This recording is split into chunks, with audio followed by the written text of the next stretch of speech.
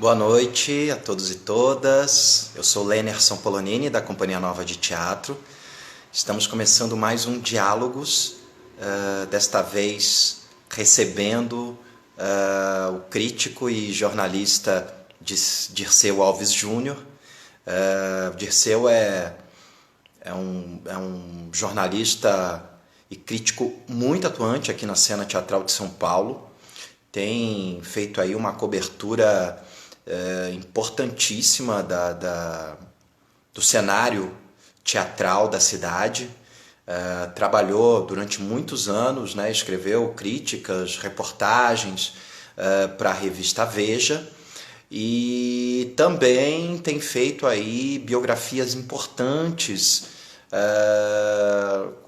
No caso, ele concluiu agora uma que é sobre o Elias Andreato, grande ator, né, reconhecido, e está em processo na biografia do querido Sérgio Manberti. Bom, o Dirceu ele já está aqui, eu vou chamá-lo para conversa e nós vamos fazer essa transmissão ao. Lembrando também que essa live ela fica depois disponível no IGTV e também no YouTube, então vocês vão poder assistir, replicar e, enfim, divulgar para os amigos. Dirceu, boa noite. Boa noite, Anderson. Tudo bom? Tudo Tudo certo. ótimo, querido. Como vai? Tudo bem, obrigado pelo convite. É muito bacana conversar com você aqui, nesse espaço que você abriu, que já recebeu gente tão legal, né? O Zezé Mota, o Sérgio Manberti, o Danilo Miranda. Então, eu fico muito feliz de a gente poder fazer essa troca também, aqui nesse momento que a gente está precisando, né? Trocar, conversar, pensar um pouco sobre o futuro, sobre o presente, sobre o que vai ser o futuro, né? Então, Exato. É um momento de urgência, né, Dirceu, que eu acho que é tão. O cenário ele é tão sombrio que é preciso convocar as inteligências, é preciso dialogar e pensar as ações, não é? porque Ações. que no momento normal, na vida normal, nós faríamos cruzando por aqui, né? Nos teatros, nas estreias, conversando, trocando uma ideia lá e cá. Como a gente está impossibilitado, obviamente, desses encontros, então acho que de certa forma esses bate-papos na internet servem um pouco para isso, né? Não só para a gente matar a saudade um pouco do teatro, movimento cultural, tudo, mas também para a gente pensar e tentar entender, né, como a gente caiu nessa cilada toda e de que forma a gente vai poder escapar dela, né, o menos prejudicado possível, né. Eu acho que é isso Claro. que é interessante dessas conversas e o teu ciclo de diálogos tem feito isso muito bem. Por isso, obrigado pelo convite mais uma Imagina, vez. eu que agradeço Vamos torcer por essa, para por essa. o pai não nos sabotar dessa vez. Não, tá tudo certo. Que bom. Dirceu, você me contou uma vez que você tem uma relação com o teatro que ele vem antes do jornalismo, não é? E conta um pouquinho para nós isso. Não, na verdade, eu sempre, desde a adolescência, eu frequento o teatro, né? Na verdade, eu sempre gostei muito de cultura em geral. Sempre gostei muito de música, principalmente música popular brasileira. Sempre gostei muito de cinema. Sempre gostei muito de novelas. E eu acho que, de certa forma, a novela foi quem me levou, mais ou menos, a frequentar teatro. Porque a gente... Eu não sei que idade você tem, desculpa. Que idade você tem? Eu tenho 40. Eu tenho 45, então. Mas você pegou um pouco também, né? Na Sim, sim, sim. Somos 90, contemporâneos. grandes grandes atores faziam telenovela e faziam teatro. Então eu comecei a ir ao teatro mais ou menos 87, 88, com meus 13, 14 anos, em Porto Alegre, né, que eu sou de Porto Alegre, aquela coisa, enchendo o saco da minha mãe, porque eu queria ver no palco, queria ver ao vivo, os atores que eu gostava de ver nas novelas. Então nessa época, eu vi muita coisa que sem ter consciência, eu já estava formando um pouco a minha bagagem cultural e até profissional, né? Porque eu vi Fernanda Montenegro fazendo Dona Doida, eu vi Marco Nanini e Neila Torraca em Mistério de Navarro, Ilha Pera com Elas por Ela, o Paulo Altrano, junto com o grupo fazendo o Paulo Nosso Construtor, e eu ia vendo essas coisas todas, e era muito bacana, claro, muitas coisas eu gostava e entendia, outra coisa eu não entendia tanto. Também comecei a ver Geraldo Thomas nessa época, vi Carmen com Filtro 2, por exemplo, aquela coisa, achava bonito, eu não entendia tanto, fui pensar um pouco depois.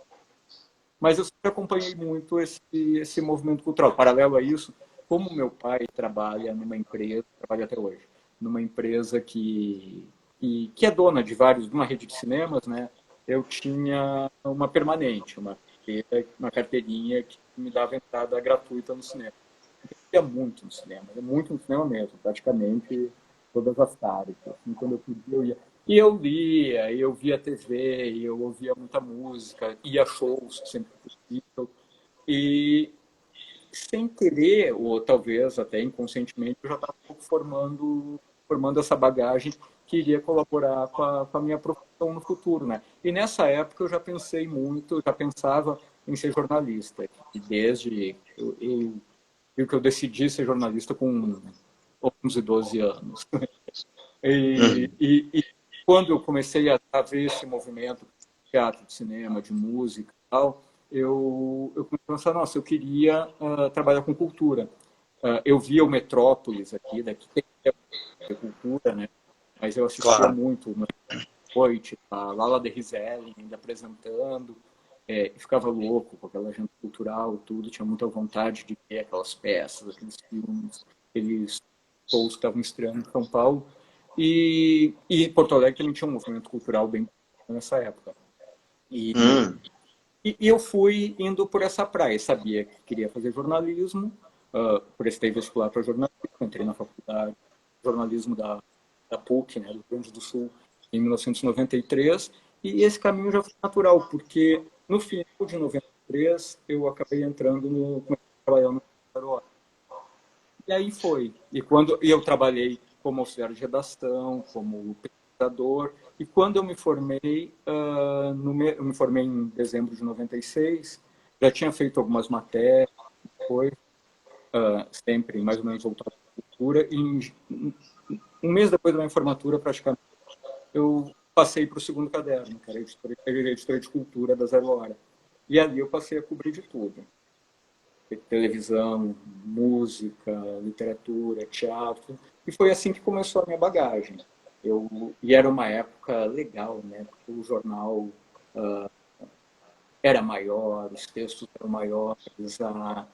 Eu comecei a viajar muito a trabalho aqui para São Paulo, para o Rio de Janeiro, lançamento de disco, chamavam os jornalistas do país inteiro para vivo, para estreia de show. Então, foi muito bacana justo esse início, assim, que eu fazia muita coisa no Projac, lá na Rede Globo, para fazer atores. Eu ia, e como eu gostava, né, dessas viagens, era aquilo, né? Que a gente cavava mais pautas, a gente conseguia ficar um pouco mais. Então eu catava muita pauta para poder ficar 2, 3 dias em São Paulo, 2 mais no Rio, e levava a matéria, então estava tudo bem, estava tudo ok. Isso era muito bacana, porque era muito efervescente e eu acho que isso formou muito a minha bagagem. Tanto que desde essa época eu já tinha contato aqui em São Paulo que trabalha até hoje nessa área. Foi muito bacana. E eu vim para São Paulo em 2002 para trabalhar na revista Isto é Gente. Já tinha aquela vontade de vir. Em 2001 eu comecei a procurar emprego aqui, ainda trabalhando na Zero Hora. Comecei a vir Aham.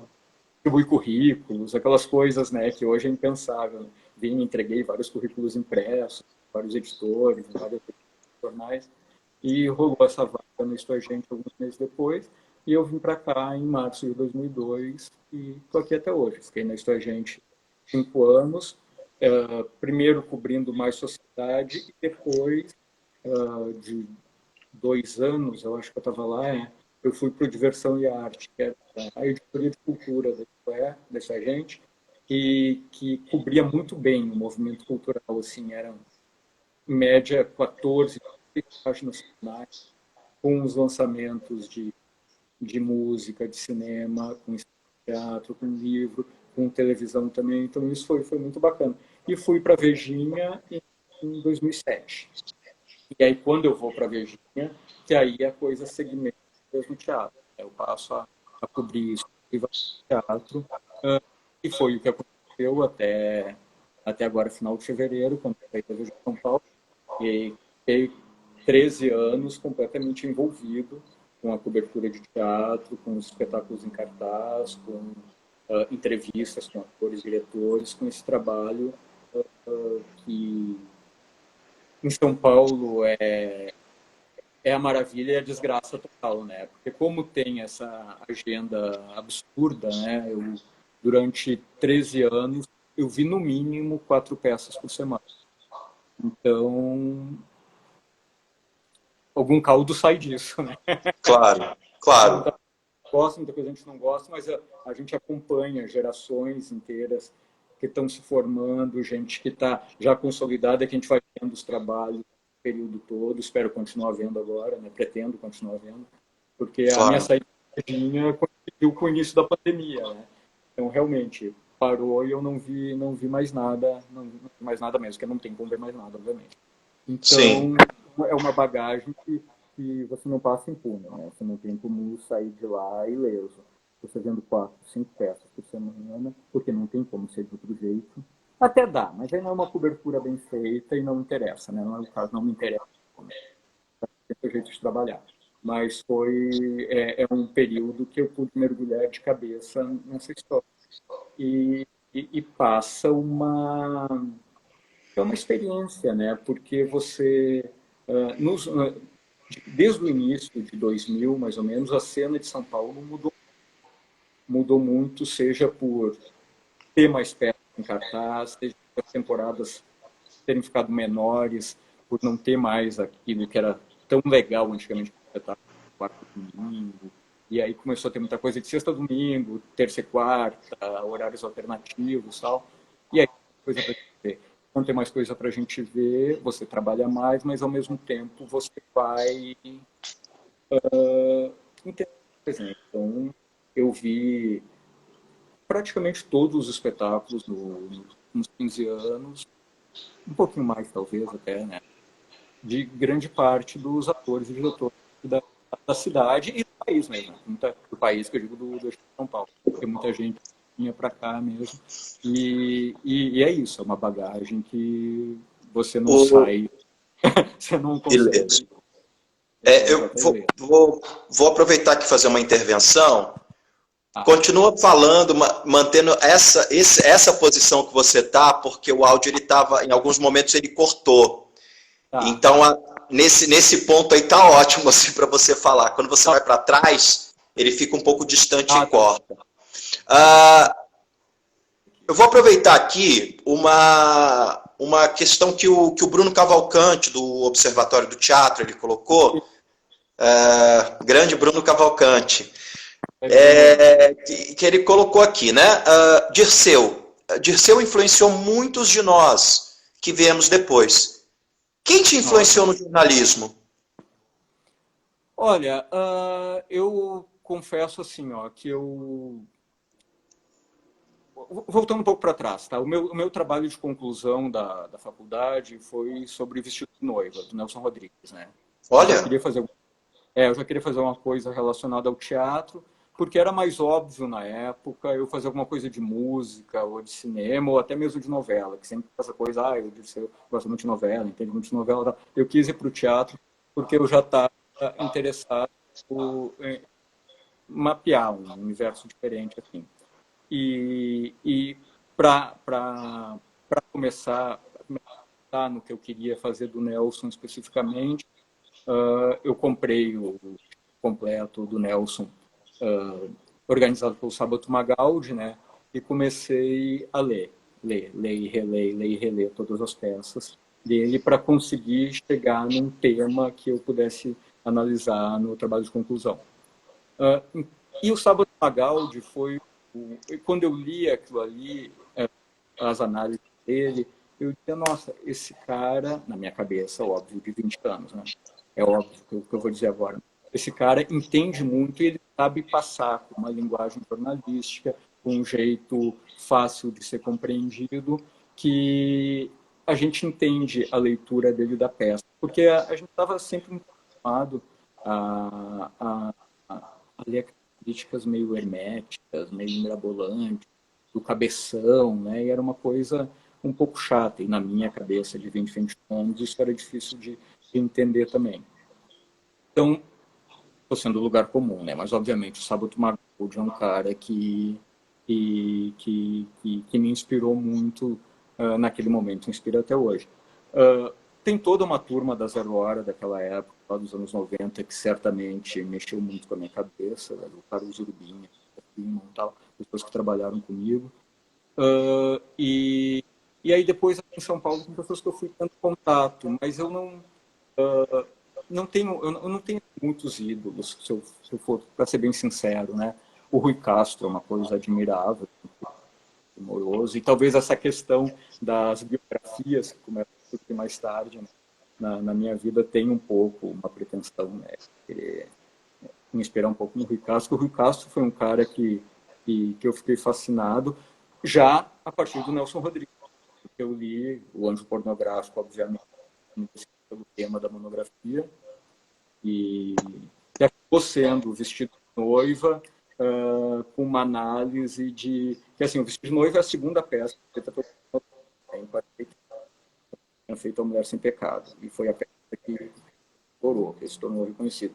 Então, a minha análise da monografia era o seguinte, era que, a partir daí, as outras 15 peças que o Nelson escreveu, ele esmiuçaria algum tema que já estava, nem que seja passagem, tratado ali no de noiva. E essa foi a base do meu trabalho.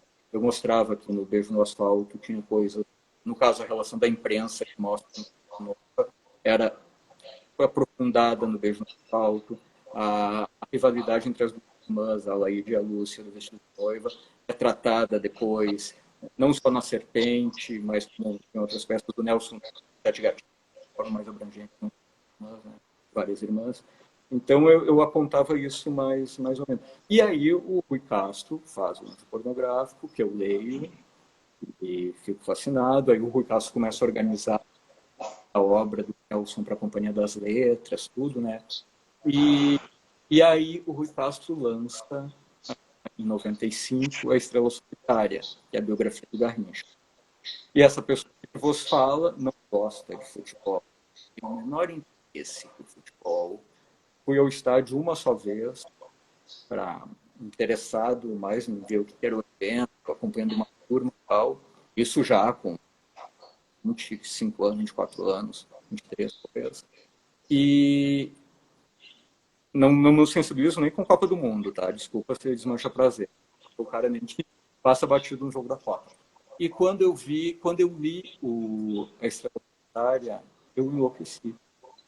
Caramba, né? Esse livro é sobre futebol. Quer dizer, ele trata sobre uma grande possibilidade de futebol, uma história que tem o futebol no fundo, mas ele não é um livro sobre futebol. Então eu fiquei muito fascinado por isso. Eu comecei a entender que o bacana do Rui Castro é essa coisa da busca do humano, a personalidade, o jeito do cara, o que ele pensa, o que faz ele ser daquele jeito, o que levou ele a exercer a atividade qual for.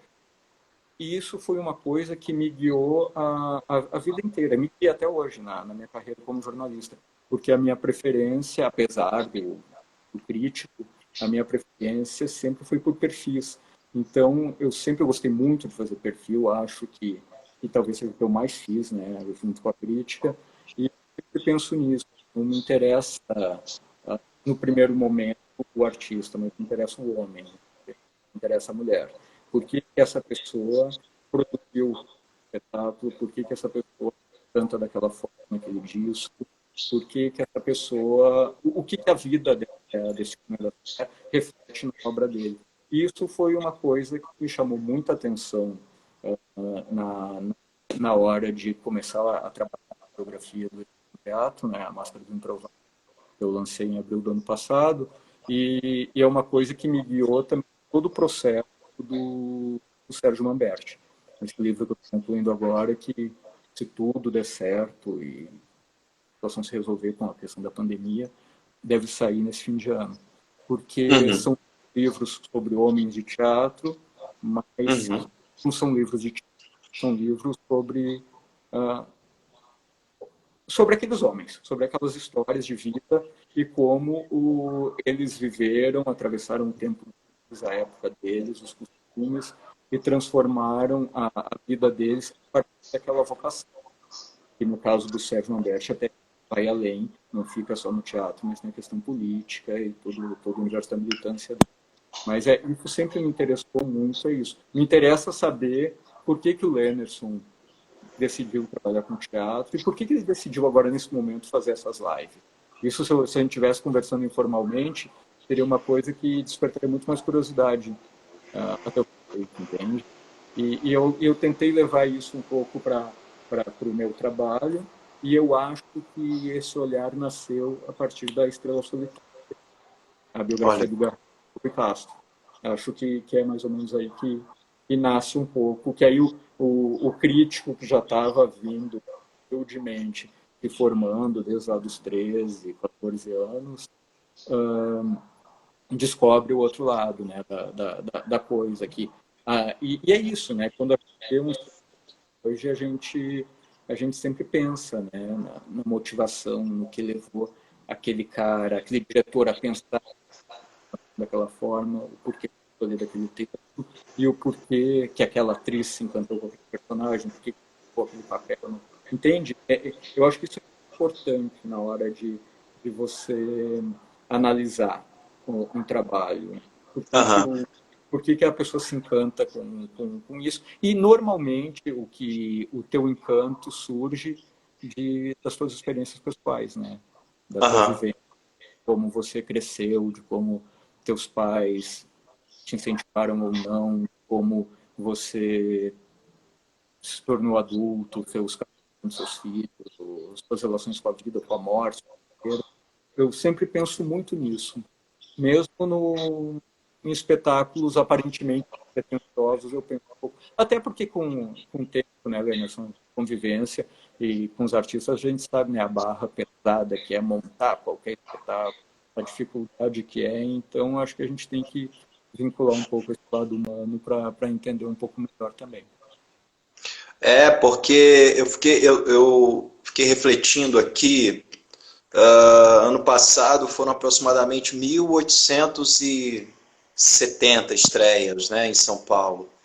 E aí, pegando um pouquinho aqui do comentário da Helena Galante, ela falou aqui, né? 4 peças por semana é muito.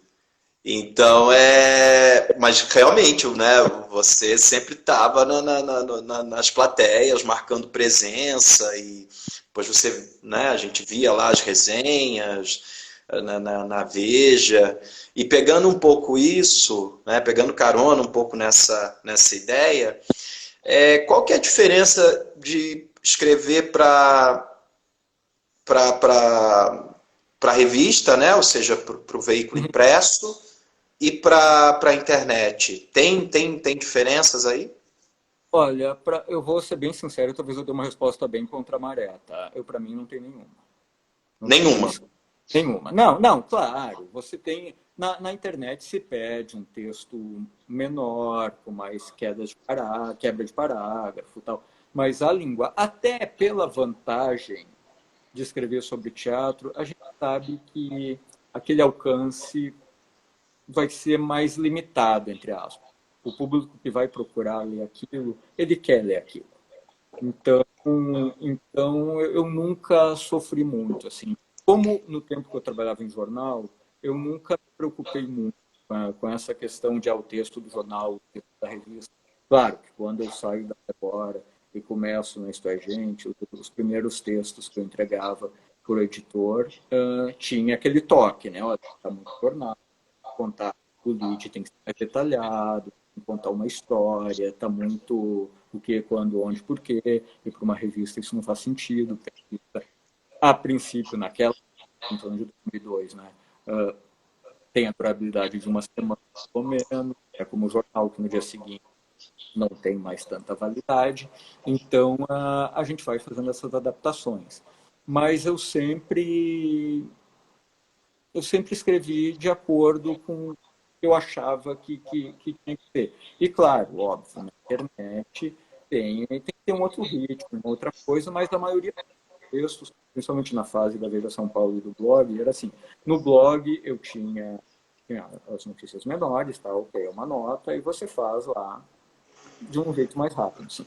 Mas as críticas eram basicamente reproduções dos textos que saíam na revista impressa e alguns até maiores, porque o que era cortado da revista, porque não cabia no tamanho e tal, eu colocava esse extra lá no site. Mas não tem, eu nunca me guiei muito por isso, é verdade. Não sei se é um erro meu, se é uma falha minha, se é um acerto, não sei. Mas eu sempre deixei essa coisa de escrever para ver o tamanho que vai dar. Claro que sim, tem um tamanho na cabeça, a gente tem uma ideia, tem que ter uma, né, escrever 500 mil caracteres que ninguém vai ler e nem a gente vai ter saúde para escrever. Isso se revela um pouco mais até no livro, né? Que a gente entende um pouco, talvez por eu ter feito o meu primeiro livro mais maduro, o primeiro livro nesse molde, né? Um pouco mais maduro, tal, já uma maturidade, talvez para isso mesmo, para ter noção da a gente sabe que tem um tamanho, então a gente nem tem vontade de escrever um livro de 1000 páginas, porque a gente sabe que cada história tem o seu tamanho, né? Então, Claro. por exemplo, a biografia do Elias Andreato tem 200 páginas aproximadamente, e é isso. A história do Elias está contada naquele tamanho. O do Sérgio Manberti, por ele ter uma história mais... pelo ser uma pessoa de mais histórias, mais você entrevistou ele, você sabe, né? Tudo que ele fala. Então, o Sérgio é um pouco maior. Impressionante. Ele fala muito e ele conviveu com muita gente diferente, tem muitas histórias. Cada historinha do Sérgio é uma grande história, né? O Lamberto é uma Então, biblioteca viva, né? É impressionante, assim. então Quando eu estava conversando com ele, eu estava ouvindo uma aula sobre o teatro brasileiro, desde o TBC para cá, né? então Então é impressionante. você imagina também o quanto eu penei para deixar aquilo mais ou menos em 350 páginas, né? O livro está sendo diagramado agora, tal, não tem muita essa certeza que vai ser 350 páginas, porque tem foto, coisa. Mas, no princípio, o tamanho combinado foi mais ou menos isso. O número de caracteres que eu enviei é para ter mais ou menos 300 e poucas páginas, mais as fotos. E aí tem que cortar coisa, veja muitas informações. E o Sérgio tem uma vida muito rica, que continua sendo rica, né? Ele, com 81 anos, continua com uma experiência muito rica, uma existência muito rica. Inclusive na pandemia, né? Ele não para um minuto. É Então impressionante o Serginho é. produzindo, né? Pegando esse gancho, que aspecto, assim, se puder contar resumidamente para nós, que aspecto da biografia, assim, que mais chamou a atenção, assim, do Sérgio Manberti? Assim, ó, Um que você poderia pensar e é, contar aqui para nós. de certa forma, o que me chama a atenção, ainda hoje, na história do Sérgio Manberti, é que é o seguinte: ele é um homem, ele fez absolutamente tudo que ele quis na vida dele, respeitando certas regras, respeitando alguns padrões, mas para a geração dele, 39, né?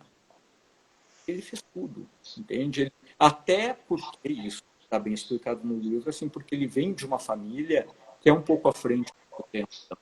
Entende? A mãe dele, na década de 40, em Santos, já era uma professora, uma educadora, uma mulher que trabalhava, uma mulher que fazia o almoço para a família, dava o beijinho nos dois filhos, ia para a escola, ele trabalhava com criança carente, o pai dele também trabalhava com eventos, um clube, né, social. Então tem muito esses dois, o lado político do Sérgio e o lado cultura do Sérgio já vem desenhado desde da primeira infância, né? Coisa muito bacana. Uhum.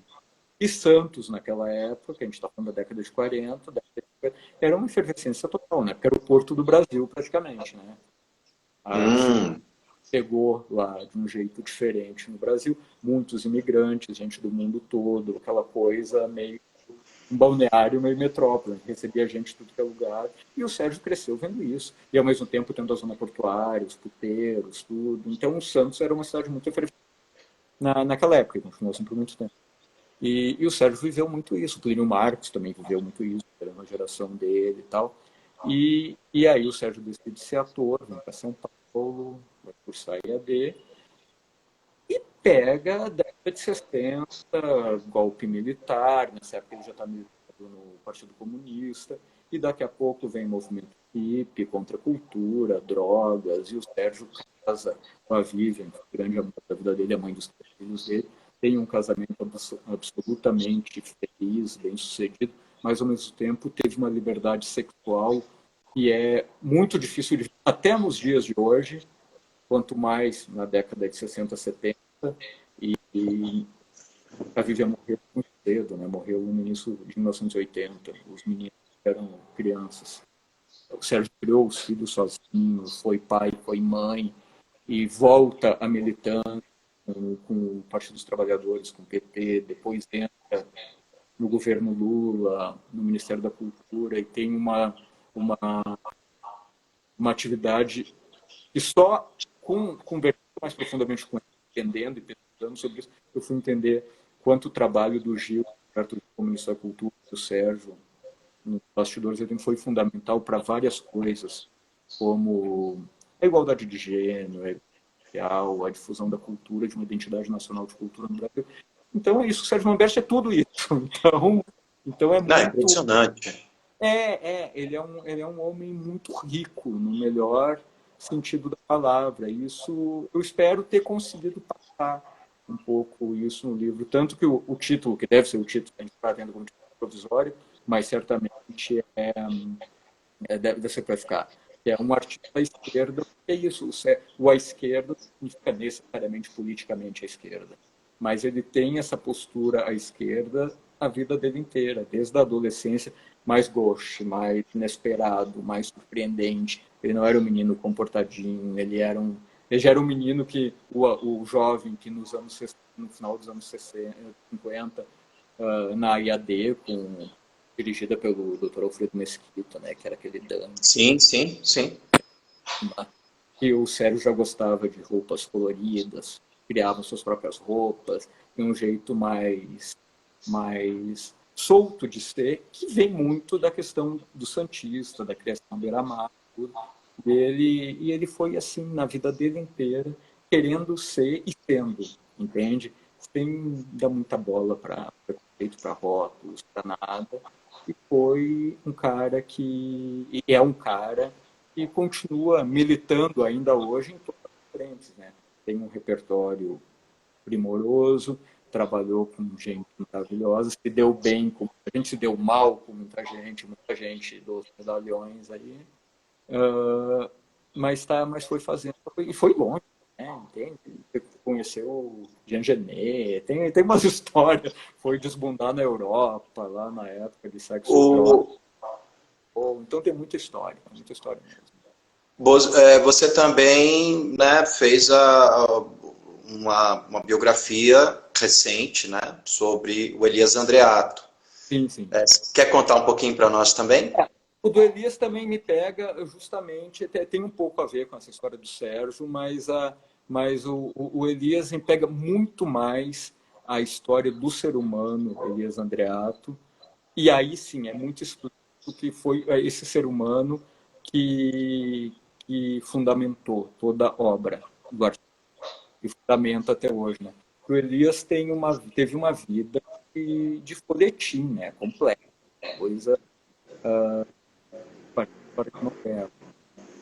Menino completamente pobre, os pais eram lavradores do interior do Paraná e vieram para São Paulo com 6 filhos criancinha, uma escadinha, desembarcaram na Estação da Luz, sem saber direito para onde iam, para tentar uma vida aqui, pai alcoólatra, analfabeto, pai violento com a mãe, que vão morrer lá na raça, nos cortiços. O Elias foi criado em cortiços, né?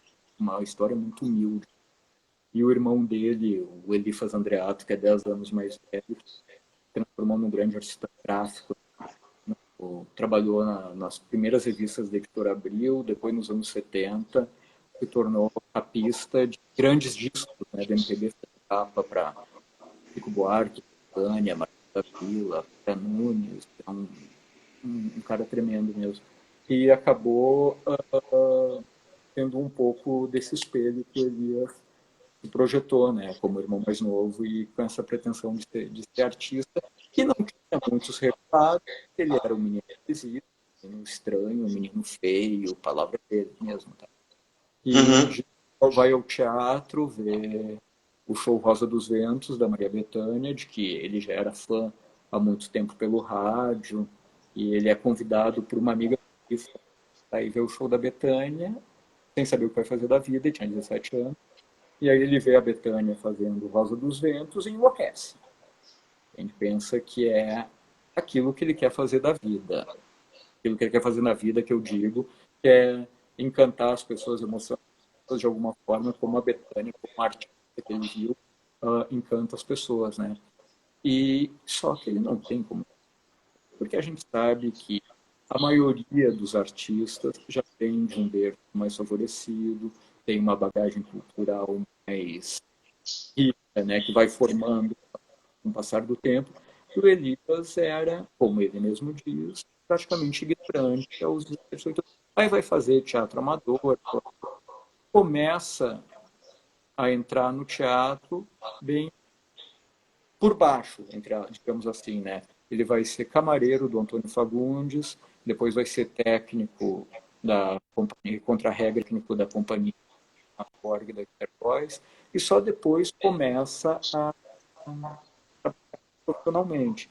E isso é muito interessante. Quando eu soube disso, e na verdade tudo isso, a ideia do Luiz Andreato surgiu a partir do perfil que eu fiz com ele para a Vejinha, e nessa conversa ele começou a me contar de passando a história, e aí eu quis vasculhar um pouco mais isso, né?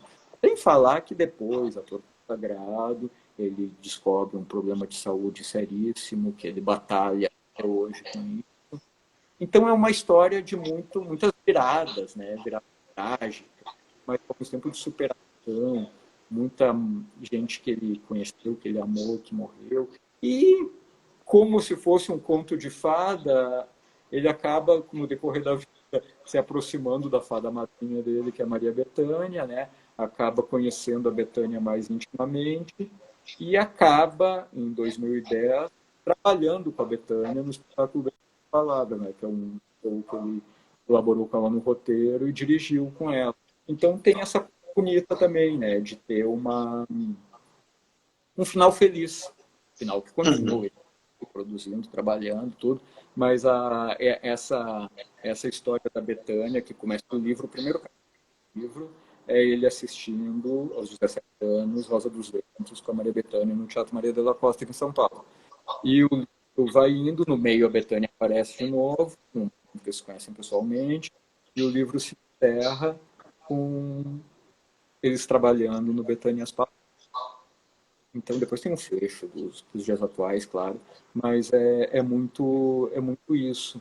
Então, é muito mais a história do homem, Elias Andreato, que me fascinou, do que do artista, embora tenha maior respeito pela artística dele, e tenha ficado até mais fã dele, depois do livro, como artista, do que antes. Assim, eu passei a entender muito por que, aquilo que a gente estava falando no início, né, Emerson? Por que esse homem construiu essa obra? Eu passei a entender as escolhas do Elias, o que ele faz algumas coisas, o que ele não faz, o que ele procura, o que ele não procura. Então isso me fez enxergar ele de um outro jeito. E é isso que eu tenho a pequena ambição de contar, né? Tanto no livro do Elias como no livro do Sérgio Manberti. E é isso, é tentar entender por que aquele homem virou esse artista, né? Eu acho que assim, todo mundo tem uma história pessoal muito bacana. Se a gente Uhum. sentar e conversar, abrir uma cerveja e for falar, talvez eu descubra histórias suas, você descubra histórias minhas que influenciaram profundamente na nossa jornada, na nossa trajetória. Sim, sim, E, sim. e é bacana levar isso para um livro, né? Para o olhar das pessoas. Teve um outro exercício meu do ano passado que também foi bem bacana sobre isso, que a Edições Sesc lançou o teatro completo do Gerald Thomas, teatro quase completo do Gerald Thomas, né? Com os textos e dramaturgia dele. E o Gerald me convidou para fazer o prefácio. E aí eu dei uma loqueada, o texto é bem maluco, digamos assim, o texto do prefácio desse livro, que é isso, é tentar entender por que que aquele cara, que todo mundo tem a visão do cabeludo, com óculos redondos, casacão preto, arrogante, metido à besta, artista indecifrável, que é brasileiro, mas é americano. Por que que esse cara é assim? Por que que ele optou por ter essa identidade? E até quando, até a que ponto ele não é escravo dessa identidade? Muita gente odeia o John Thomas, muita gente fala mal dele, fala mal dos espetáculos dele, e, no entanto, muitas vezes eu vejo que ele é uma pessoa muito doce. Então, esse texto desse livro, o Teatro de Gerald Thomas, lançado no ano passado pela editora Sesc, também mostra. Eu também tentei escrever ele partindo dessa questão do humano, que na verdade é o que me pega muito. E acho que isso, eu já estou viajando aqui, né? Acho que isso é um pouco Claro. reflexo do meu lado analisado, né? Que como ninguém passa à toa 4, 5 peças por semana durante 13 anos na Veja São Paulo, ninguém passa à toa 17 anos de terapia, que é o que eu faço, né? Tem, 17. aproveitando, tem um comentário aqui do Bruno Cavalcante, que ele fala que fora o teatro, existem outras figuras que você gostaria de biografar? Que não sejam do teatro, Isso. eu nunca pensei, para dizer. Nunca pensou. E no Ah, teatro? não, assim, a gente pensa em muita coisa, mas eu não tenho, não, de verdade, não estou fazendo gênero, não tenho nenhuma Ah, ideia no projeto que eu penso em fazer. Assim, tem muita gente que eu acho que é de biografia, mas como nesse momento eu não estou podendo pensar nisso até porque eu estou terminando uma parte e estou com outras questões também pendentes, e com a própria pandemia eu não poderia ficar encontrando exatamente com alguém para fazer as entrevistas. E o que me interessa é a entrevista. Eu não tenho, a princípio eu não teria tanto interesse em fazer uma biografia de um morto, por exemplo, porque justamente eu gosto desse lado analítico, esse lado psicológico, de estar conversando com a pessoa sobre isso. Não teria, a princípio, um interesse grande em fazer sobre, baseado em pesquisa. Não sei, não digo que não, mas a minha ideia é fazer essa conversa com a pessoa mesmo. Não tenho um personagem que eu gostaria de fazer, não tenho esse sonho de Getúlio Vargas. eu não sei se você tem acompanhado as experiências de transmissão, né, de peças, é, peças Eu tenho, online, enfim, não sei se a gente, não sei se eu surgiu um tenho novo gênero a partir daí, mas o que eu quero dizer é o seguinte: se você tem acompanhado e se você acha que é possível escrever críticas a partir dessas experiências. eu tenho visto muito pouco, tá? Tenho visto quase nada, para ser bem sincero, por uma questão de circunstância na minha vida pessoal. Eu estou com um bebê de 1 ano em casa, então fica tudo mais complicado para assistir. Eu ia ver o espetáculo o Peça, com Marra Descartes, dirigido pela Janaína Leite essa semana, acabei me enrolando ontem, não consegui ver, talvez dava ver essa semana. Eu não vi também o dos sátiros ainda, mas eu vi alguma coisa dessas lives do César. A Estela estava fazendo ossada, eu já tinha visto no palco, vi a Denise Weinberg com o Testament Maria, vi o Eduardo Mossi com o Carlos. Então, é legal, eu gosto, mas para mim é diferente. Tudo bem, o espetáculo do Marra, que eu não vi ainda, ele é ao vivo, né? Ele está acontecendo naquele momento, ele faz todos os dias, então talvez seja diferente. Mas eu não vi, eu não posso falar. Eu acho que dá para fazer crítica, sim. Dá. Só que eu ainda fico um pouco resistente, porque é isso, assim, o teatro precisa desse cara a cara, desse olho no olho, desse contato com o público. Eu acho que essa energia do público faz muito o espetáculo.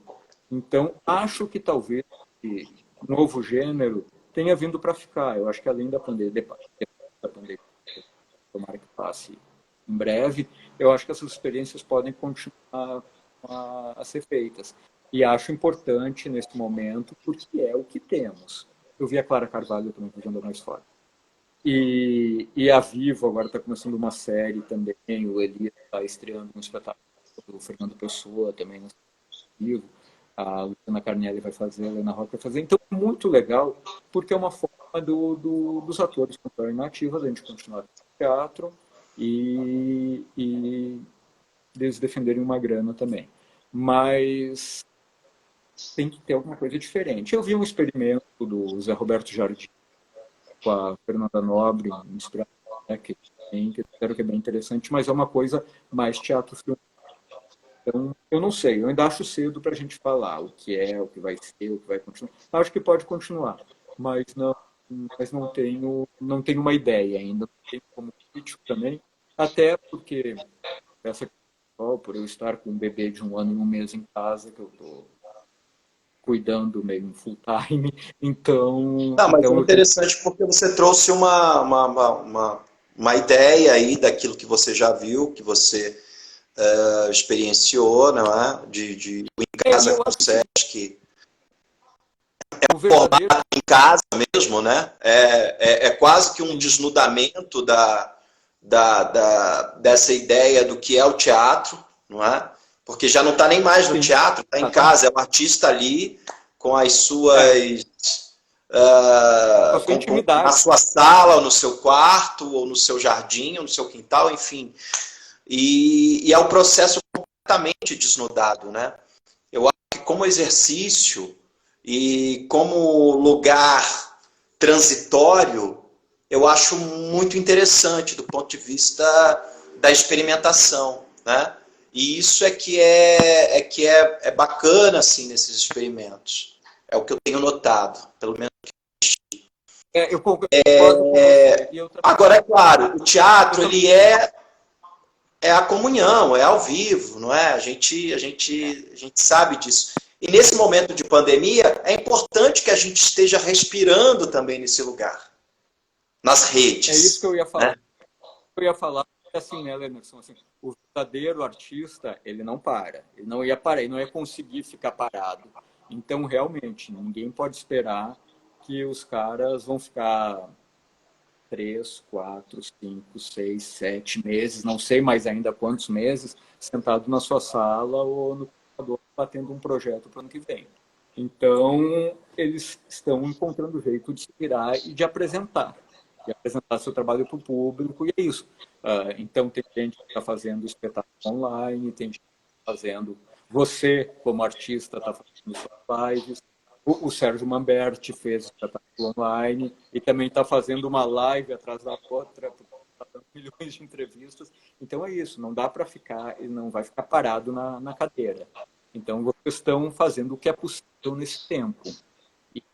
Mas eu não sei se isso é um gênero que daqui a pouco vai estudar, vai ver como fica, mas tem um lado carinhoso nisso também, que eu acho. Você falou. Uhum, As pessoas uhum. estão fazendo do seu jeito, do jeito que pode, do jeito que é possível, levando as partes para pessoas que talvez não fossem assistir normalmente, né? Que aí você entra no Instagram e aí tá lá um tremendo ator, uma atriz fazendo um espetáculo, fazendo um monólogo, por exemplo.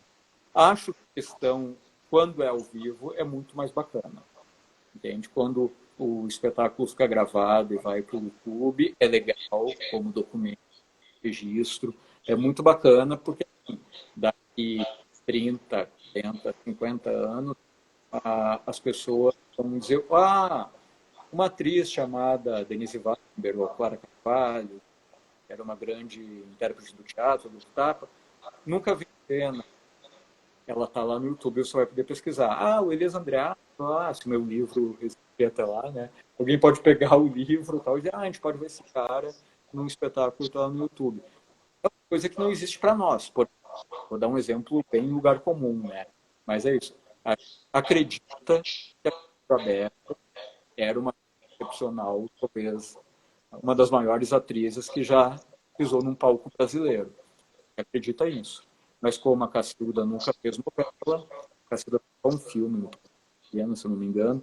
Então, a gente, eu, você, que não temos idade para ter visto a Cacilda Beck no palco, a gente nunca pôde testemunhar esse trabalho para saber se a Cacilda Beck é essa maravilha toda. Podia ser. Mas não tem como a gente pesquisar e ver. Então, agora, de certa forma, esses espetáculos online, esses espetáculos que estão sendo indexados no YouTube, existe esse documento, de 30, 40, 50 anos. Talvez alguém vai até poder achar essa nossa entrevista perdida lá. Então, isso é bacana. Essa história, a pandemia vai deixar, vai ser um legado legal, né? Bom, dessa história toda.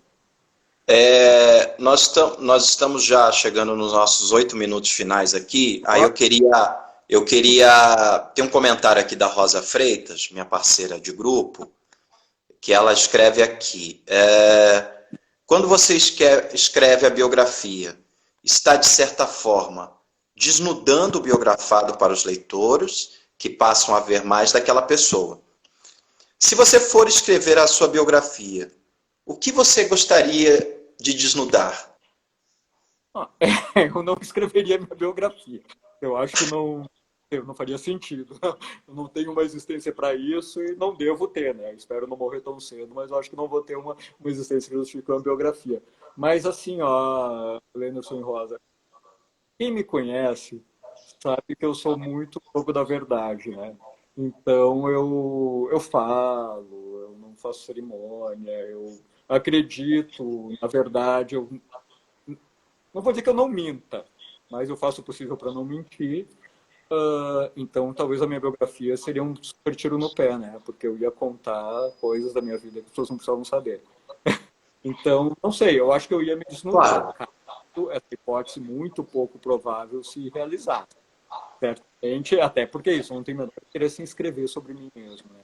Não, eu ia escrever sobre, eu gosto de escrever sobre outras pessoas. Ela está querendo te colocar no divã. Essa pergunta é para... Sabe, É não para te nego nada. encurralar, para te colocar... É até meio complicado, mas eu ia entregar muita gente sem idade, ia ser meio complicado mesmo, né? Amigos que passaram pela minha vida e podem contar histórias. Isso é uma coisa que eu tenho muito cuidado, sabe? Tanto que no Claro. livro o livro do Sérgio Manberti é mais ele é narrado em primeira pessoa, é um grande depoimento dele, né? Então, isso é diferente. O livro do Elias não, né? Já é um perfil, uma biografia narrativa, digamos assim.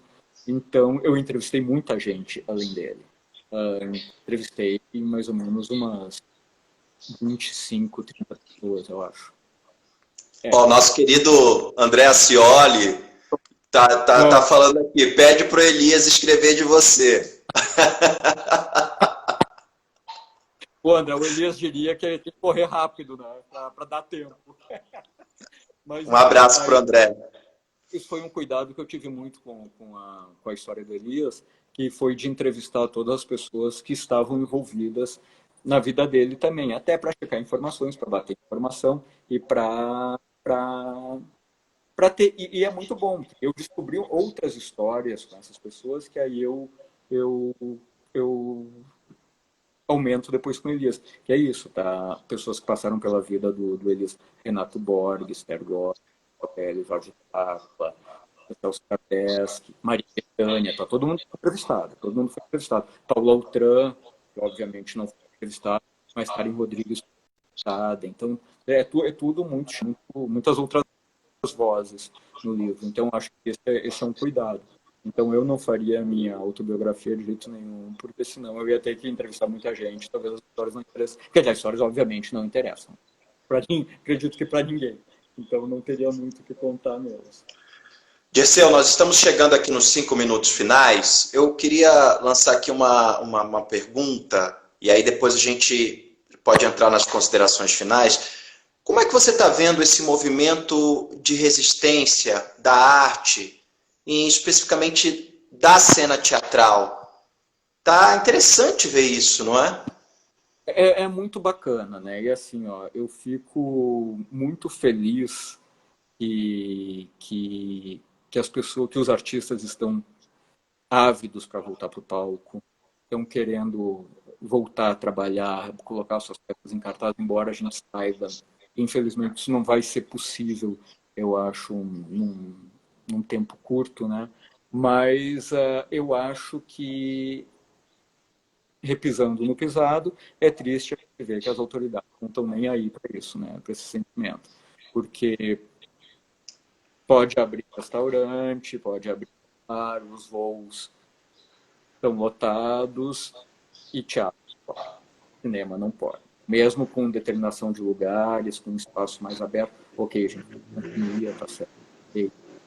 Tá rolando uma discussão fortíssima nas redes com relação a isso, né? O próprio Bruno Cavalcante escreveu uma matéria para o Observatório do Teatro essa semana, e foi uma matéria muito interessante do ponto de vista da análise mesmo dessa questão, e existem vários pontos de vista, né, com relação a isso. Mas, desculpa, prossiga. Eu não quero ser baixo astral, mas claro. A questão é que as autoridades não estão dando a mínima para isso, e eles não, acho que nem querem que o teatro volte também, né? Vamos ser bem sinceros. Quanto mais o desmonte for sendo feito, a cultura vai ficando abaixo dos cachorros e tudo bem. Eles não estão preocupados com isso.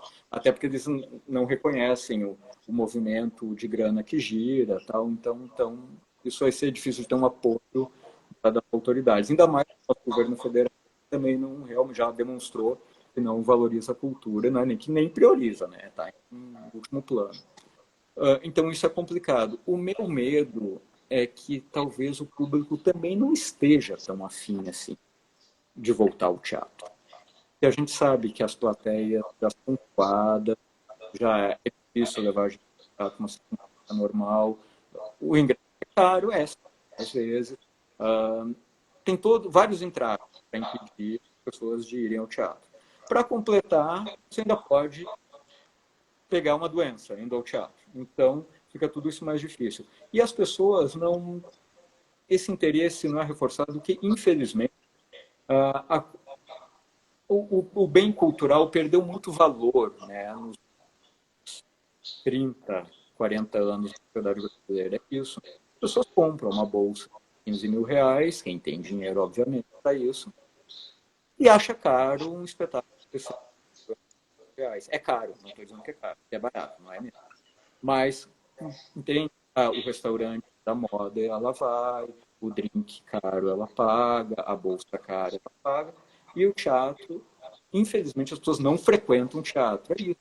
O livro do Elias Andreato, A Máscara do Improvável, cara, custa 43, 44 reais. Gente, é muito barato. É muito barato.